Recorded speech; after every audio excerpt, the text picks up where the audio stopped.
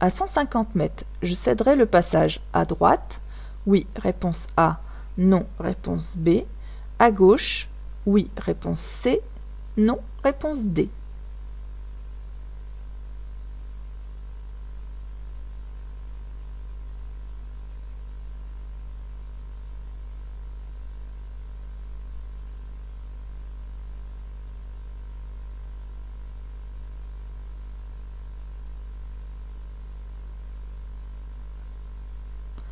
Donc ce panneau, c'est un panneau de danger, ça vous devez le savoir par cœur absolument, pas faire d'erreur du tout là-dessus. Et ça nous annonce un système de priorité à droite. Ça veut dire que tous ceux qui viennent de la droite ici, je devrais les laisser passer, parce qu'ils viennent de ma droite. Ceux qui viennent de gauche, là, d'ici, ben moi je viens de leur droite, je serai à leur droite. Donc ils devront me laisser passer. Donc tout le monde doit laisser passer sa droite, sa propre droite. Donc à 150 mètres, est-ce que je céderai le passage à droite? Oui, réponse A. À gauche, non. Réponse D. Si vous avez du mal avec ce genre de signalisation, regardez la vidéo avec les questions que je vous ai faites que sur les règles d'intersection où je prends le temps de bien vous expliquer tout ça. Le conducteur de ce tracteur est préoccupé à couper les branches. Je m'approche. Oui, réponse A. Non, réponse B. Je patiente. Oui, réponse C. Non, réponse D.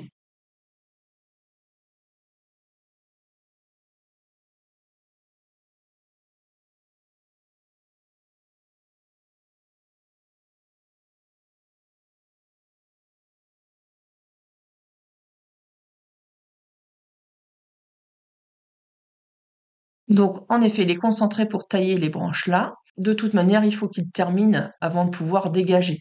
Il ne va pas en avoir pour bien longtemps. Donc, la question est, est-ce que je m'approche ou pas?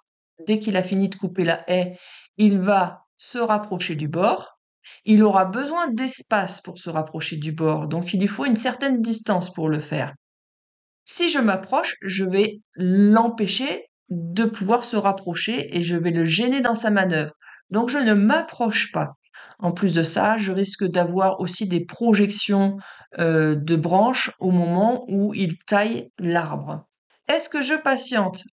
C'est la seule solution que je peux faire, hein. Avec le bruit du moteur et le taillage de la haie, il ne m'entendra peut-être même pas si je klaxonne. Et de toute manière, il faut bien que je laisse finir de travailler. Il n'y en a que pour quelques secondes. Donc, je ne m'approche pas et je patiente. Réponse B et C. Je tourne à droite. Je passe immédiatement. Oui, réponse A. Non, réponse B.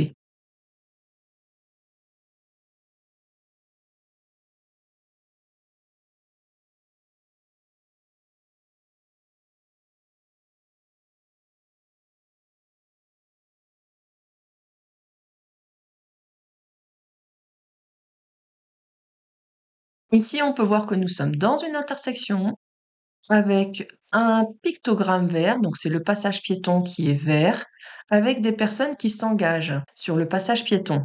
Si elles avaient été uniquement au niveau des deux personnes derrière, j'aurais eu le temps de passer avant qu'elles ne s'engagent. Les deux piétons qui sont devant sont trop avancés et s'engagent sur le passage piéton, donc elles deviennent prioritaires. Ce qui fait que je ne peux pas passer immédiatement, je dois m'arrêter pour les laisser passer. Donc c'était réponse B.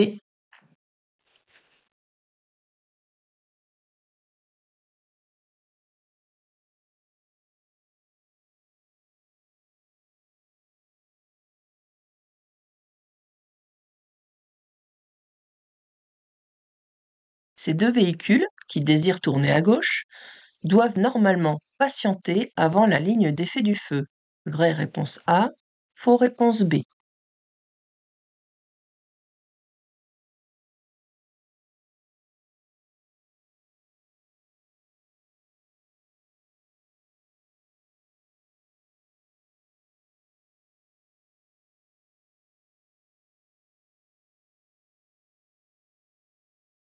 La ligne d'effet du feu est pour quand le feu est rouge. Quand il est au vert, je dois en effet m'avancer jusqu'au milieu de l'intersection et patienter qu'il n'y ait plus de véhicules en face avant de tourner.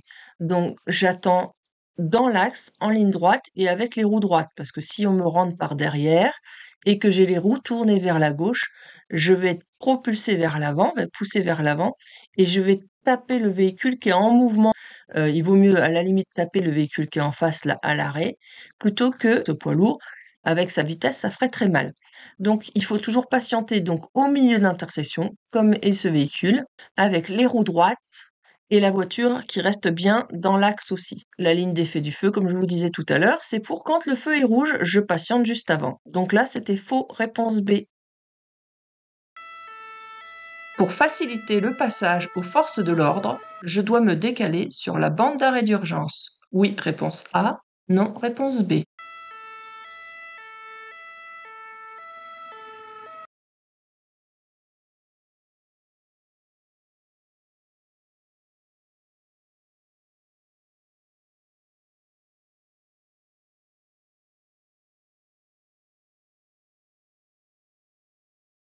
Alors on peut voir dans le rétroviseur qu'il y a les motards de la gendarmerie qui sont en intervention. Ils ont le gyrophare allumé, on a entendu aussi la sirène qui leur donne la priorité de passage parce qu'ils sont en intervention. Mais il y a deux voies, donc il y a deux voies ici et il y a deux voies là.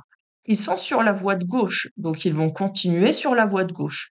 Ce qui fait que moi, je ne vais pas les déranger du tout. Je peux rester dans ma voie droite. Je n'ai pas à rouler sur la bande d'arrêt d'urgence parce que ça ne se justifie pas. C'était réponse B. Je vais devoir refaire le plein de carburant rapidement. Oui, réponse A. Non, réponse B.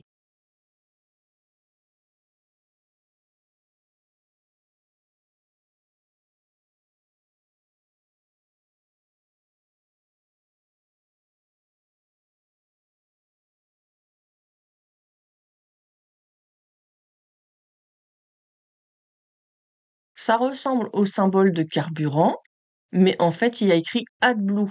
Donc, ce n'est pas pour le carburant, mais c'est pour la réserve d'AdBlue qui est pour les véhicules diesel uniquement. C'est pour limiter la pollution du véhicule. Ma réserve de carburant, elle est ici. Vous voyez, donc on a aussi le même symbole, mais c'est pas écrit AdBlue.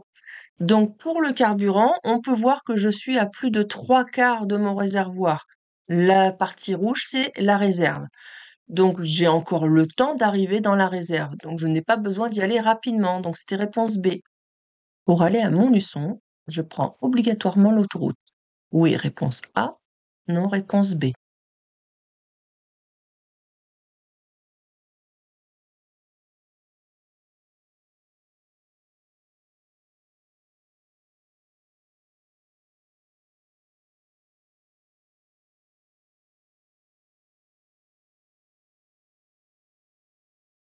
Donc, pour aller à Montluçon, il faut que j'aille à gauche au giratoire. Et là, vous voyez, il y a deux couleurs. On a possibilité donc de passer par l'autoroute pour aller à Montluçon, donc par la A71, mais aussi par la route, parce qu'il y a aussi un encadré vert. Si ça avait été que par l'autoroute, eh bien, tout ça aurait été bleu uniquement. Donc là, je n'ai pas l'obligation de prendre l'autoroute, j'ai le choix entre les deux possibilités, soit la route, soit l'autoroute. Donc c'était réponse B. Dans cette situation, je commence à lâcher l'accélérateur uniquement. Réponse A. À freiner. Réponse B.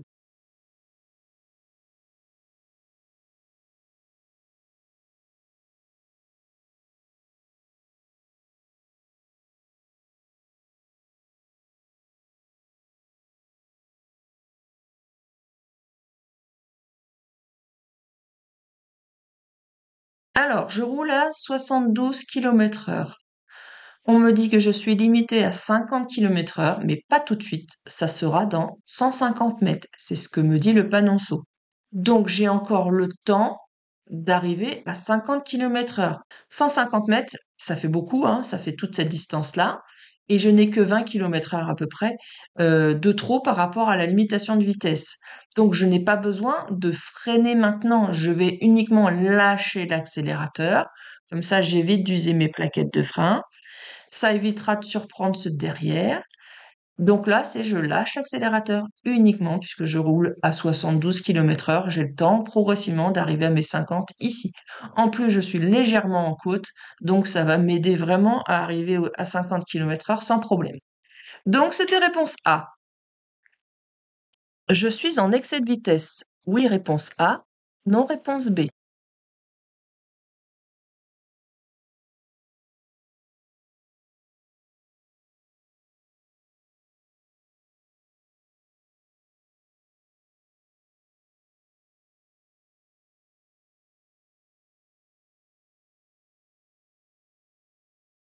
Alors, on va observer. On peut voir ici qu'il y a une cartouche qui nous dit A5. Donc, on est sur l'autoroute A5. Donc, puisque nous sommes sur l'autoroute, nous sommes limités à 130 km/h. Attention, si on me dit rien de particulier, n'oubliez pas que vous êtes comme un conducteur qui a fini sa période probatoire, donc de 2 ans ou 3 ans en fonction de en fonction de si vous avez fait la conduite accompagnée ou pas. Bref, vous n'avez pas les limitations de vitesse de jeunes conducteurs. Pour qu'il y ait ces limitations de jeunes conducteurs à appliquer, il faudrait que ce soit précisé dans la question. Donc, comme on vous dit rien, là, vous êtes comme un conducteur, par exemple, qui a 10 ans de conduite. Donc, je suis limité à 130 km/h ici. Je roule actuellement à 95 km/h, donc là, par rapport à ça, je ne suis pas en excès de vitesse. Ne vous faites pas avoir par cet ensemble de panneaux qui vous dit que si vous allez à droite, dans la voie de droite, grâce au panonceau, vous serez limité à 50 km/h parce qu'il y aura un virage dangereux. Donc c'est uniquement ceux qui sont dans cette voie-là, comme ce véhicule ici. Donc cette limitation ne me concerne pas puisque je ne suis pas dans cette voie-là. Moi, je continue tout droit, je suis sur l'autoroute, donc c'est 130 km/h, je ne suis pas en excès de vitesse. Réponse B. Je dépasse par la droite. Oui, réponse A. Non, réponse B.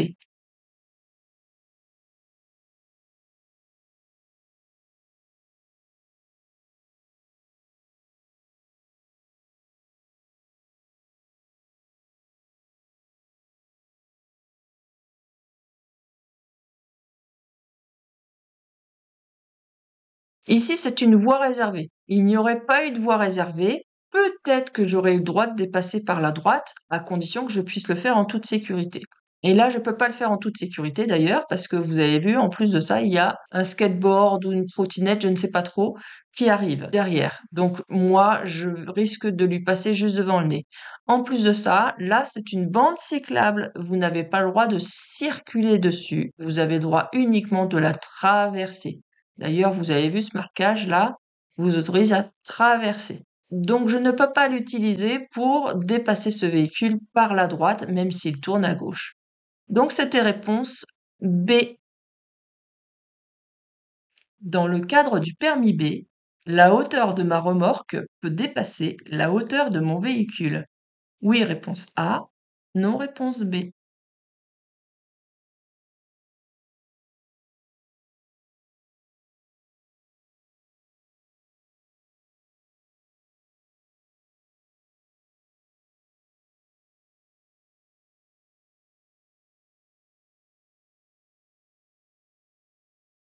Oui, bien sûr, la remorque peut dépasser la hauteur du véhicule, hein, sans problème. Donc là, c'était réponse A. Le contour est obligatoire. Réponse A. Permet de connaître la vitesse du moteur. Réponse B. Permet de connaître la vitesse de la voiture. Réponse C.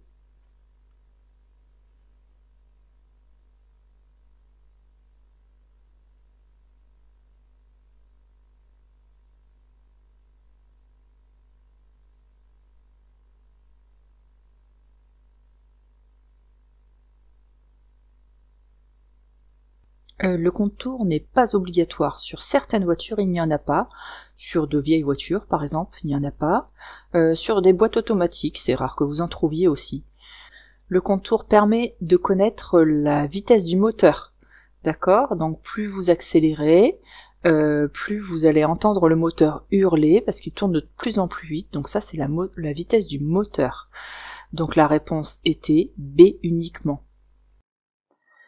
À l'approche de cette intersection sans visibilité, je klaxonne. Oui, réponse A. Non, réponse B. Je fais un appel lumineux. Oui, réponse C. Non, réponse D.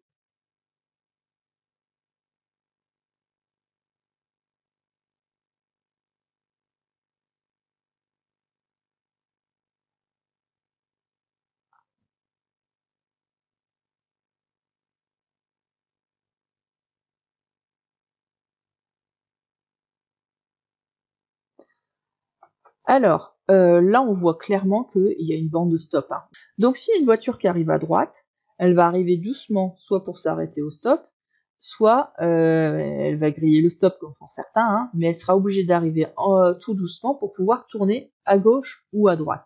Dans tous les cas, la voiture devrait arriver normalement doucement. Donc, c'est pas nécessaire de klaxonner puisque c'est pas un danger immédiat. Je vous rappelle qu'on a le droit d'utiliser le klaxon en ville que en cas de danger immédiat. Là, ce n'est pas le cas. Est-ce que faire un appel lumineux sera utile? Non, ce n'est pas utile, surtout en plein jour comme ça. Et puis, bon, on voit pas le véhicule, donc comme on voit pas de véhicule, il ne verra pas non plus nos appels de phare. Donc là, c'était réponse B et D.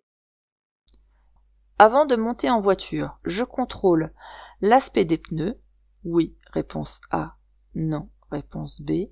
L'absence d'obstacles autour du véhicule. Oui, réponse C. Non, réponse D.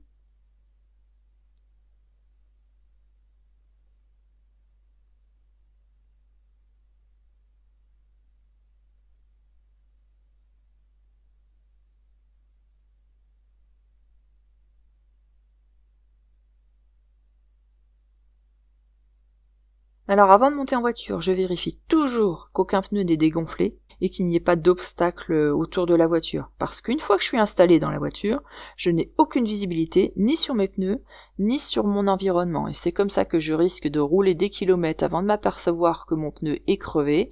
Et là, mon pneu n'est plus réparable parce que je l'aurais trop pincé, je l'aurais abîmé. Ainsi que ma jante, que je risque d'abîmer aussi. Et si je n'avais pas vu qu'il y a un obstacle autour de moi, et que je démarre et que j'avais oublié qu'il y avait un petit poteau, par exemple, juste devant mon pare-choc, je vais le taper. Donc là, c'était réponse A et C. Avant un passage pour piétons, je laisse un intervalle de 5 mètres minimum. Si je stationne, oui, réponse A, non, réponse B. Si je m'arrête, oui, réponse C, non, réponse D.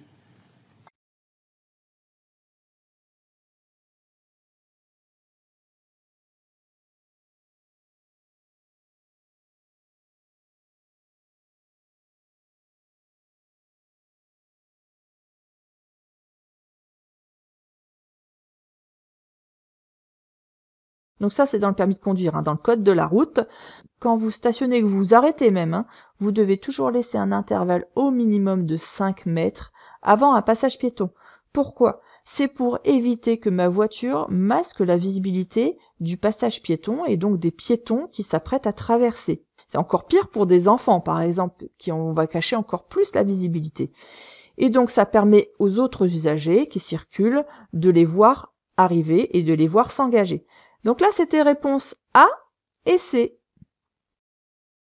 J'ajoute du liquide de refroidissement dans l'orifice. A, réponse A. B, réponse B. C, réponse C.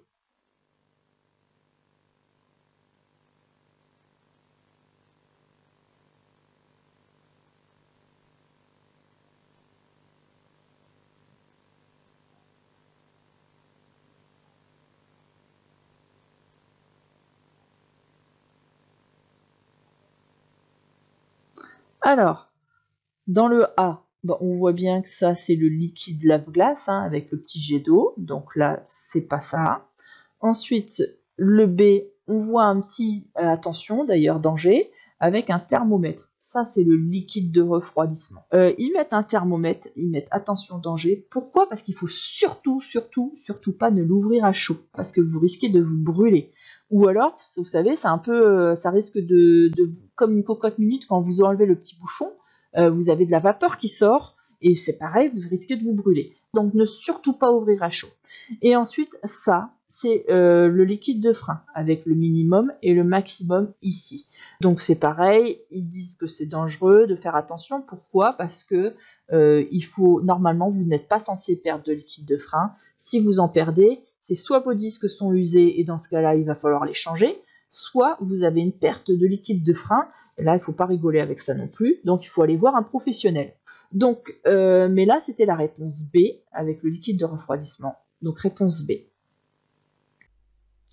Sur une voiture à boîte automatique, la position N dispense de serrer le frein à main. Oui, réponse A. Non, réponse B.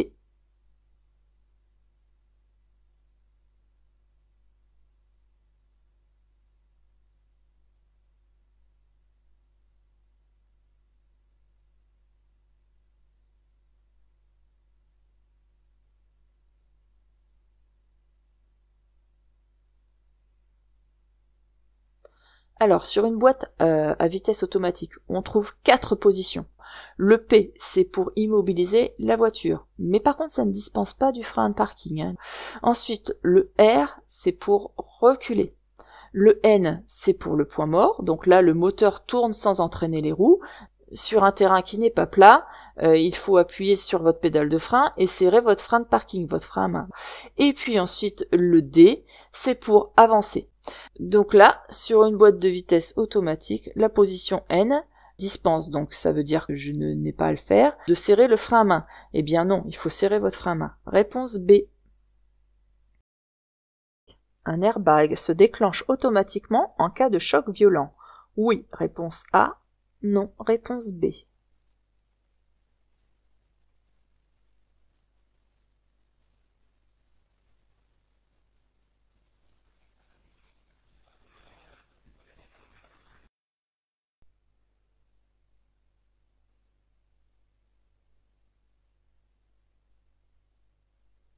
L'airbag se déclenche quand il y a un choc violent. Par exemple, si le pare-choc a été enfoncé, il y a des petits détecteurs sur les côtés et donc ça va toucher les détecteurs et ça va déclencher l'airbag. Donc là, c'était réponse A.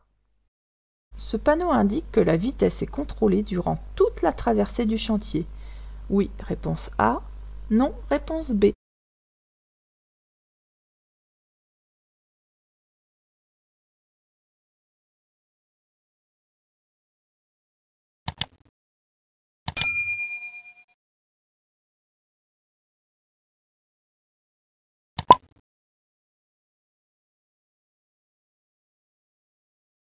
Alors, parce qu'il y a beaucoup trop d'accidents au moment des travaux, dans les zones de travaux, ils ont décidé de mettre des radars aussi pendant le chantier, donc dans la longueur du chantier, d'accord, sur toute la longueur.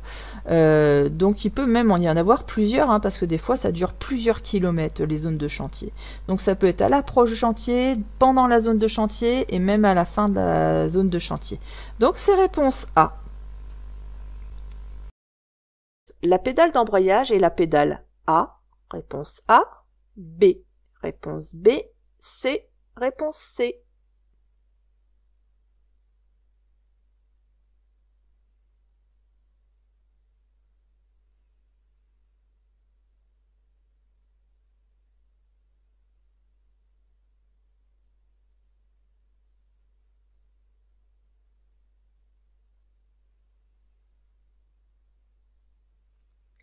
Alors, la pédale d'embrayage, c'est la pédale de gauche. La pédale de frein, c'est celle-ci. Et là, c'est la pédale d'accélérateur. Donc, c'est pour ceux qui n'ont pas commencé la conduite encore. Ça vous permettra de gagner un petit peu de temps pour plus tard. La pédale de frein et la pédale d'accélérateur, on la prend avec le pied droit. Donc, on a le pied droit qui est ici. Hop. Voilà. Et ensuite, on va l'incliner. On va lâcher le frein pour accélérer. Pourquoi? Parce qu'on va soit freiner, soit accélérer. Hein. On ne peut pas freiner et accélérer en même temps. C'est pas possible. Donc le pied droit, c'est soit le frein, soit l'accélérateur. Frein, accélérateur. Ensuite, le pied gauche, je vais l'utiliser pour l'embrayage. Donc là, je vais utiliser mon pied gauche. Et puis, si je n'ai pas besoin de mon pied gauche, je vais le basculer ici, là, ici. Donc il y a toujours de quoi poser au niveau du passage de roue, il y a toujours de quoi poser votre pied à gauche. Donc lui, il ne s'occupe que d'une seule pédale. Là, la pédale d'embrayage, c'était la pédale de gauche. Je coupe le moteur lors du remplissage du réservoir d'essence de mon véhicule. Oui, réponse A. Non, réponse B.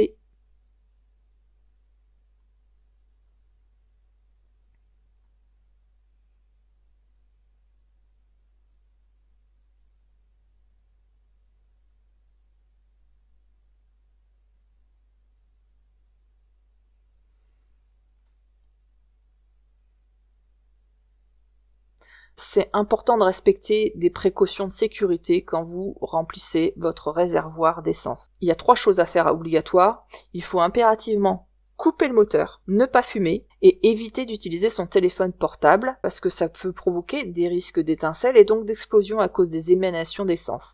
Pourquoi? Parce que l'essence est un liquide inflammable et ça dégage des vapeurs explosives. Ça peut provoquer un drame. Donc là, c'était réponse A. L'éblouissement allonge le temps de réaction. Oui, réponse A. Non, réponse B. Fausse l'évaluation des distances. Oui, réponse C. Non, réponse D.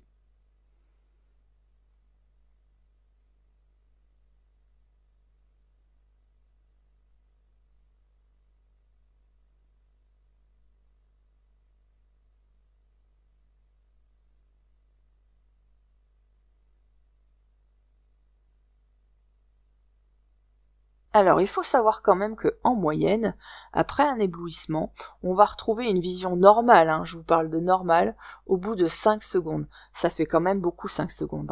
Alors, qu'est-ce qui se passe? L'éblouissement, ça allonge la durée du temps de réaction et ça fausse l'évaluation des distances. Alors, pourquoi ça allonge le temps de réaction? C'est parce qu'on discerne pas bien les choses.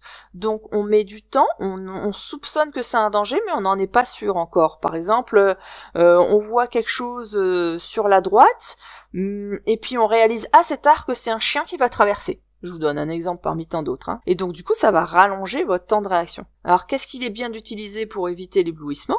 N'hésitez pas à utiliser votre pare-soleil, et puis les lunettes de soleil. Et qu'est-ce qu'il faut faire aussi? Ça suffit pas de mettre le pare-soleil et les lunettes de soleil. Il est bien aussi de ralentir. Ça permettra de laisser le temps à vos yeux de s'adapter à la luminosité. Donc là, c'était réponse A et C. En cas de freinage brutal, ces objets posés sur la plage arrière peuvent devenir des projectiles dangereux. Réponse A. Sont inoffensifs. Réponse B. Sont toujours arrêtés par les appuis-têtes. Réponse C.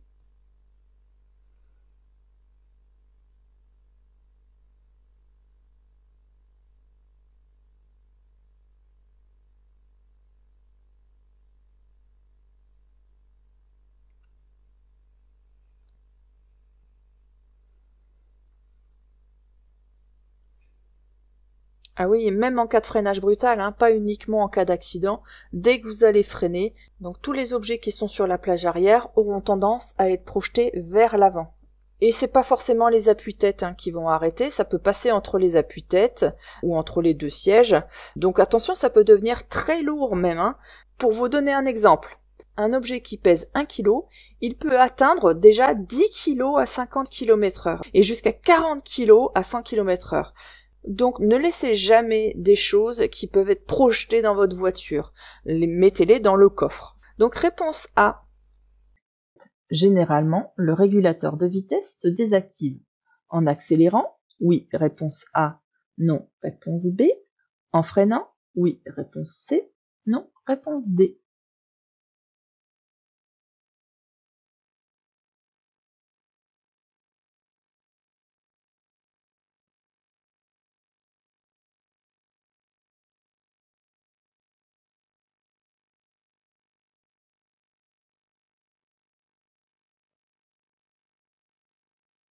Le régulateur, donc ça permet de maintenir une allure que vous avez choisie, en choisissant l'allure que vous voulez, et après vous ne touchez plus aux pédales, et la voiture va se maintenir à la vitesse que vous avez demandée. Lorsqu'on a besoin de le désactiver rapidement, parce que par exemple quelque chose se passe devant, il suffit de freiner. Donc là c'était réponse B et C. Les indices pour prévoir la trajectoire d'un cycliste sont sa position sur la chaussée, oui, réponse A, non, réponse B. L'orientation de son regard, oui, réponse C, non, réponse D.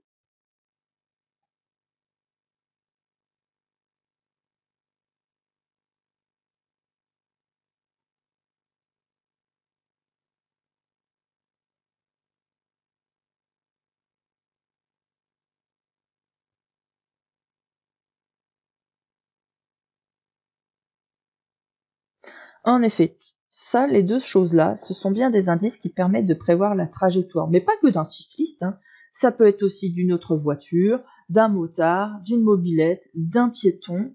Par expérience, vous savez bien que quand on regarde sur le côté, déjà, on a tendance à dévier. Ou si on regarde sur le côté, c'est peut-être parce qu'on va vouloir y aller. Ensuite, l'inclinaison du vélo ou l'inclinaison des roues sur une voiture, ça va aussi vous permettre d'anticiper et de prévoir ce qu'il va peut-être faire. C'est pas une science exacte, mais ça donne de bons indices.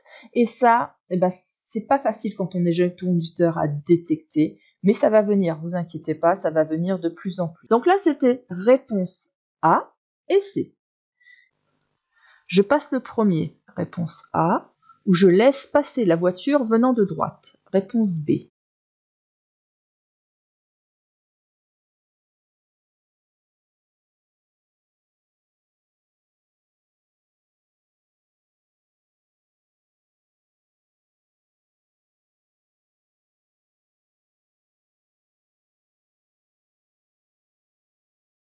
Là, on a un trottoir qui continue. Vous avez vu, il n'y a pas d'arrondi de trottoir. Le trottoir, il continue. On a le caniveau jusqu'à un petit peu moins important, la hauteur du trottoir qui est un peu descendue. Pourquoi? Pour pouvoir laisser passer les véhicules, pour qu'ils puissent passer sans taper leur roue sur le trottoir, sur l'angle du trottoir. Et on remarque un panneau P qui nous dit que c'est un parking. Donc ça confirme le bateau que vous voyez ici. C'est donc pas une rue, c'est une sortie de parking. Ceux qui sortent d'un parking ne sont pas prioritaires. Ils doivent laisser passer ceux qui sont déjà sur la route principale. Là, c'est le cas. Je suis sur la route principale, donc je passe le premier. Réponse A. Cette conductrice titulaire d'un permis probatoire risque la confiscation du téléphone. Réponse A. Une obligation de stage. Réponse B. Un retrait de points. Réponse C. Une amende. Réponse D.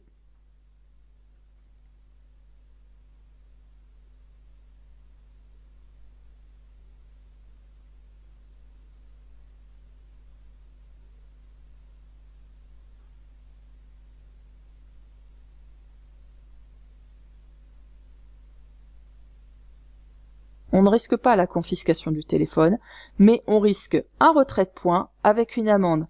Et donc, on risque une obligation de stage aussi. Donc, c'est réponse B, C et D. Je m'engage immédiatement. Oui, réponse A. Non, réponse B.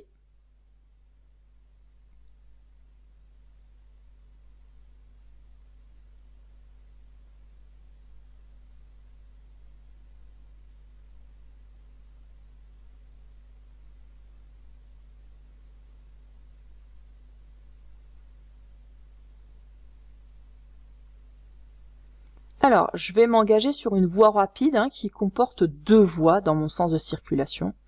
Si on regarde dans le rétroviseur, il semble qu'il n'y ait personne sur la gauche. Dans la réalité, il faudra compléter avec votre rétro gauche et votre angle mort en vision directe. Là, il semble qu'il n'y ait personne. J'ai fait à peu près plus de la moitié de ma voie d'insertion. Si vous observez bien, dans votre rétroviseur, là, il y a une grande distance déjà de parcouru et il ne reste plus beaucoup devant.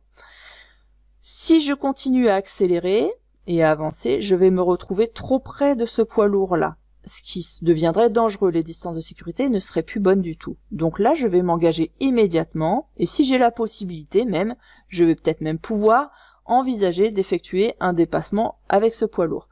Donc là, c'était réponse A. Je m'arrête à hauteur du cycliste. Réponse A. Derrière le cycliste. Réponse B.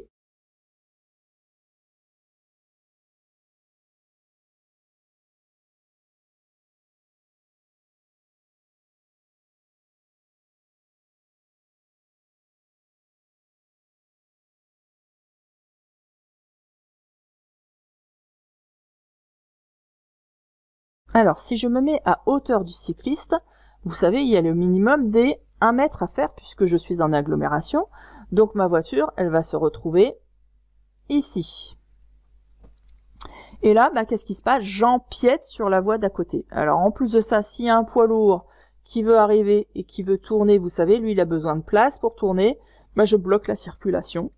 Et puis je n'ai rien à faire dans la voie d'en face. En plus, je vais rester un petit moment puisque le feu est rouge. Donc, je ne me mets pas à hauteur du cycliste. Réponse B. Avant d'entrer dans un tunnel, je m'assure que je suis autorisé à le traverser. Réponse A. Qu'il me reste assez de carburant pour le traverser. Réponse B. Je mets les feux de position seuls. Réponse C. Les feux de croisement. Réponse D.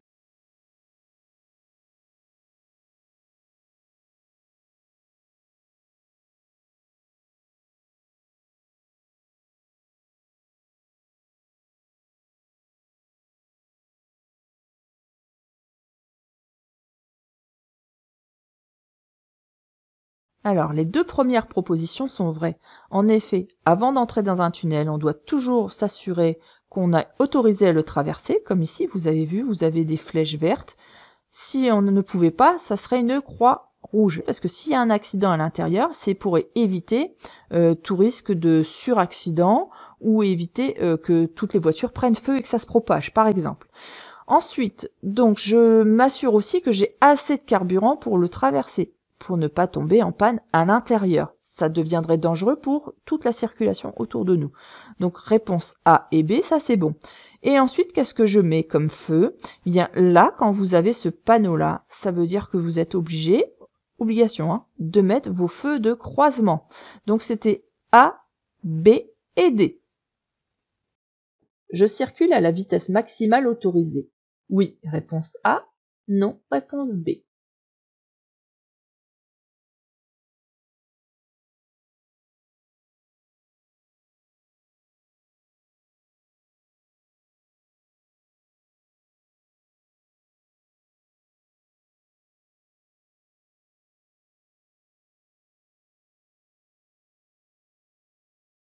Bon, alors là, on voit qu'il neige plus.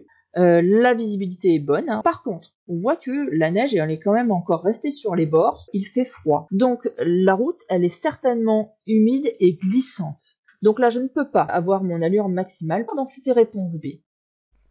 Avant de quitter ma voiture, je vérifie qu'aucun objet convoité n'est visible. Oui, réponse A. Non, réponse B.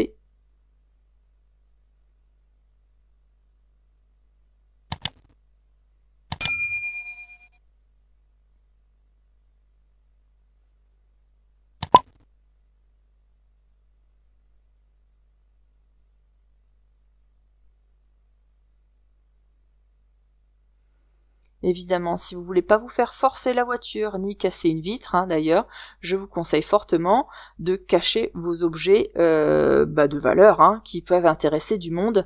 Donc là, c'était réponse A.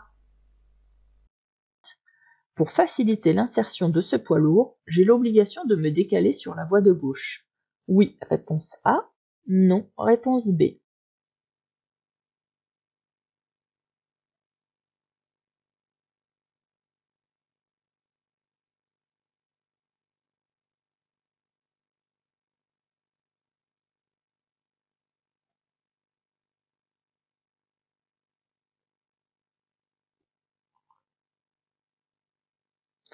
Alors là, si on observe, ça c'est une voie d'insertion. Donc en règle générale, dans une voie d'insertion, on va accélérer pour avoir la même allure que les autres, pour pouvoir après s'insérer entre deux véhicules. Et il y a là une règle de courtoisie, on va dire, hein, qui est de faciliter le passage aux autres. C'est du savoir-vivre en fait. Mais ce n'est pas obligatoire. Je n'ai pas l'obligation, parce que là on me écrit bien, est-ce que j'ai l'obligation de me décaler? Non, ce n'est pas obligatoire. Donc évidemment, si je peux le faire en toute sécurité, je le ferai, mais je ne suis pas obligée. Donc c'était réponse B. Les personnes âgées de plus de 65 ans constituent plus de la moitié de la mortalité piétonne. Oui, réponse A. Non, réponse B.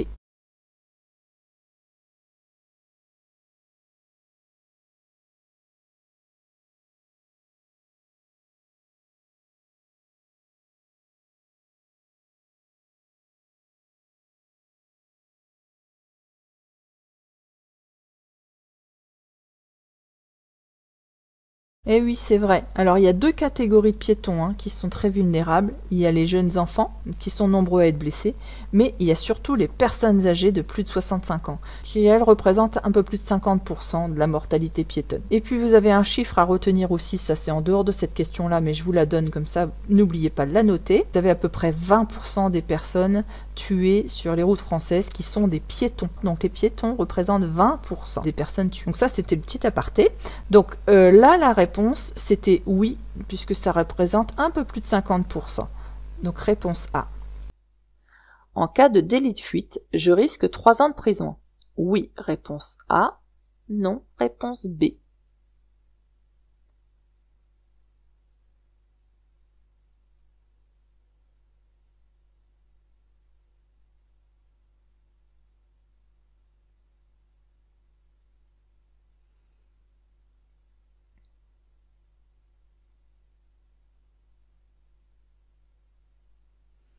Donc qu'est-ce que c'est qu'un délit de fuite? C'est lorsque vous avez eu un accident, que ce soit corporel ou matériel uniquement, et que vous prenez la fuite. Ça, c'est un délit de fuite. Donc en cas de délit de fuite simple, je risque jusqu'à 3 ans de prison. Donc là, c'était réponse A. Il pleut très fort, je peux circuler en feu de position, réponse A, en feu de croisement, réponse B, en feu de route, réponse C.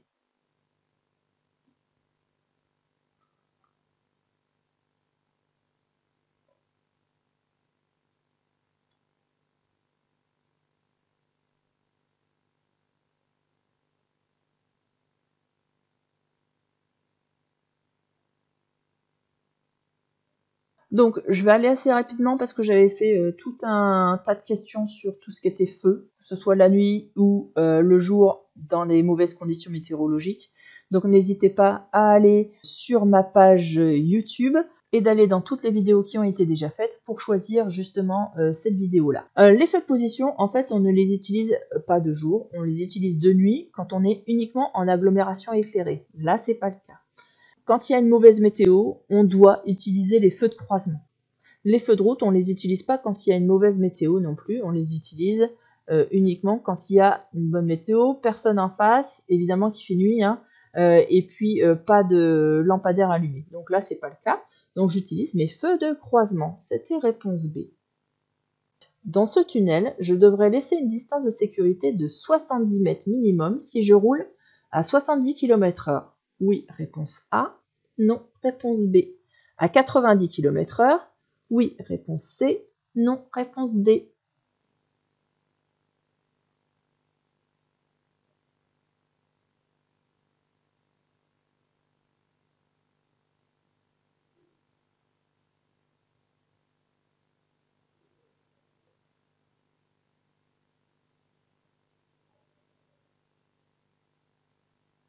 Donc en fait, c'est ce panneau-là hein, qui nous importe beaucoup. Là, on nous dit qu'on doit avoir un intervalle minimum de 70 mètres entre le devant de ma voiture et le derrière de celui qui est devant. Hein. D'ailleurs, le derrière de l'autre. Cette règle-là, elle est à la fois quand je circule, mais aussi à la fois à l'arrêt. Que je sois n'importe quelle allure, que je roule ou que je roule pas, que je roule vite ou que je roule lentement, je dois respecter obligatoirement les 70 mètres d'intervalle entre les deux voitures. Donc que je sois à 70 km/h ou que je sois à 90 km/h, la distance de sécurité doit être obligatoirement de 70 mètres dans tous les cas.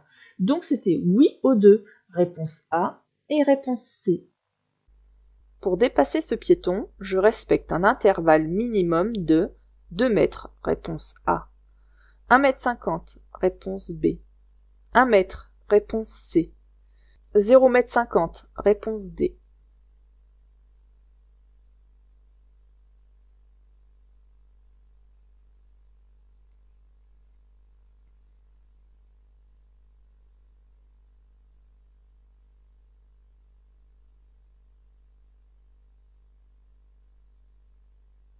Alors, comme vous pouvez le voir ici, on est en agglomération. Donc, quand c'est comme ça, je dois respecter un intervalle minimum de 1 mètre en agglomération. J'ai bien dit minimum, hein, si vous pouvez faire plus, vous faites plus. J'aurais été hors agglomération, ça aurait été 1,50 m. Mais là, en agglo, c'est 1 mètre le minimum. Donc, c'est réponse C. La nuit n'est pas encore totalement tombée.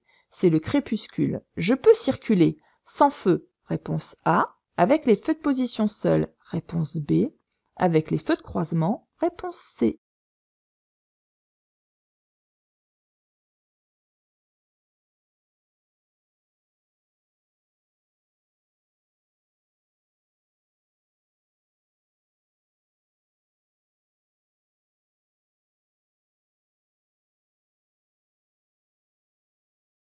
C'est le crépuscule, mais il n'y a pas de feu d'allumé non plus. Hein. On voit pas de lampadaire d'allumé ici. Vous voyez, on voit un poteau ici et il n'y a pas de lampadaire d'allumé ici. Ce poteau-là non plus n'est pas allumé.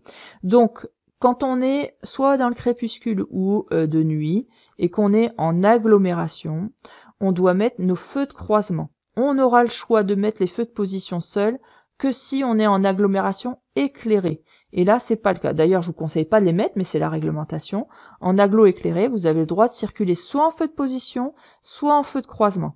Là, l'agglo n'est pas éclairé, mais on a un manque de visibilité, de luminosité. Dans ce cas-là, on enclenche nos feux de croisement. Réponse C.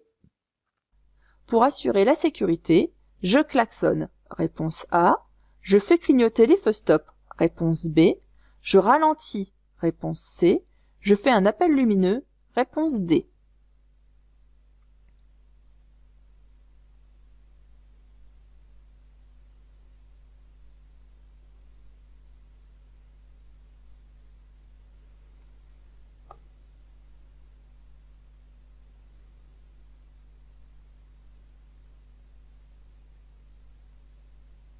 Là, on peut voir qu'il y a un chat sur le trottoir de droite et il regarde l'enfant. L'enfant regarde le chat aussi, vous avez vu. Mais que vont-ils faire? Est-ce qu'ils vont traverser?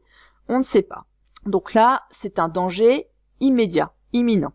Si je klaxonne, je risque de faire peur au chat et il risque de se mettre à traverser n'importe comment, et là, la situation va pas s'améliorer. Si je fais un appel lumineux, il ne me regarde pas, et puis ça m'étonnerait que l'enfant comprenne le message. Peut-être que l'enfant va se dire, ah c'est bon, il m'a vu, je peux aller chercher mon chat. On sait pas, et puis le chat, lui, il va pas comprendre ce que veut dire un appel lumineux. Donc déjà, pour la A et la D, on oublie. Ensuite, est-ce que je fais clignoter les feux stop? Si on regarde dans le rétroviseur, on voit qu'il y a un véhicule qui est assez proche, et moi je vais ralentir parce que là c'est un danger. Donc je vais prévenir celui de derrière que je vais ralentir. Donc c'est bien de faire clignoter les feux stop. Donc vous faites des petits appuis sur la pédale pour prévenir que vous allez certainement vous arrêter si les enfants traversent. Donc c'était réponse B et C.